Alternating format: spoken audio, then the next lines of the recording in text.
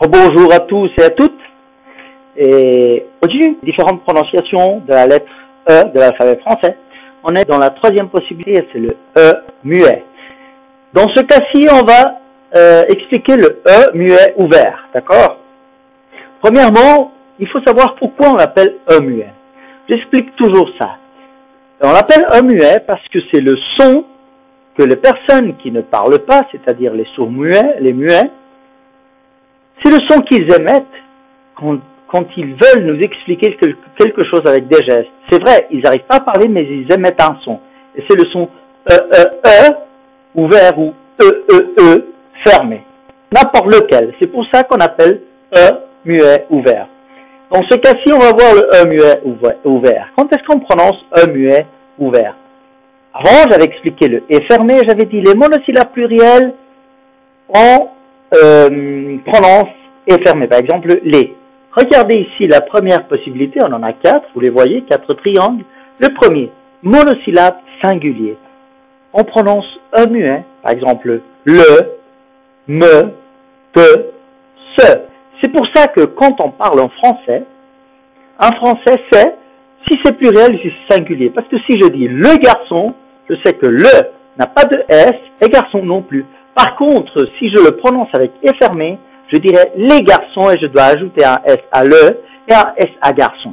D'accord? Donc là, il faut avoir très clair et bien prononcer le E muet parce que on peut parler d'un singulier ou d'un pluriel si on prononce fermé. C'est clair? Ça, c'est pour la première possibilité. On a une deuxième.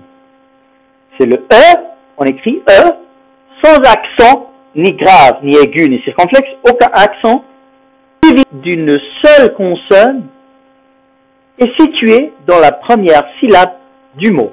Regardez l'exemple. Petit.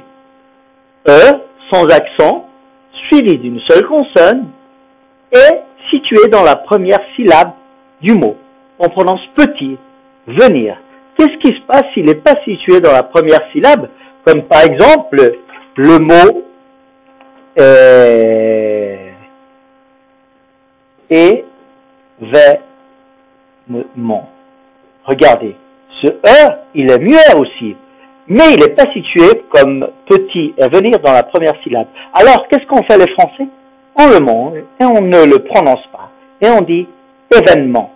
On prononce le N et pas le E. D'accord? On le mange. C'est pour ça qu'on le prononcera s'il est situé dans la première syllabe du mot. D'accord? C'est clair?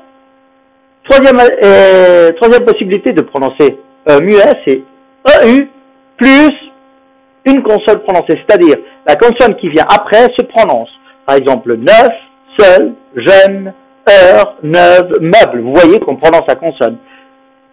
Vous allez voir que si la consonne qui vient après ne se prononce pas, on prononcera un muet fermé qu'on verra dans la prochaine explication du E, d'accord, de la différente prononciation du E.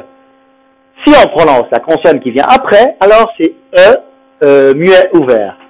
Il se passe la même chose avec EU, OEU, plus consonne prononcée, par exemple bœuf, cœur, sœur. E muet ouvert. Imaginez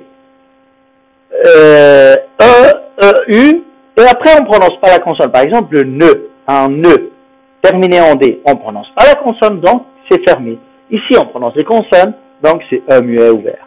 Et voilà l'explication du E muet ouvert. Rappelez-vous que c'est le son que les personnes qui ne parlent pas ou qui ne peuvent pas parler émettent quand ils essayent de dire quelque chose, ou même la réflexion d'un Français quand il veut dire quelque chose, il dit toujours parce que quand on réfléchit les Français, on dit toujours ça c'est le E muet. D'accord? Merci. Si vous avez des doutes, vous me les faites savoir.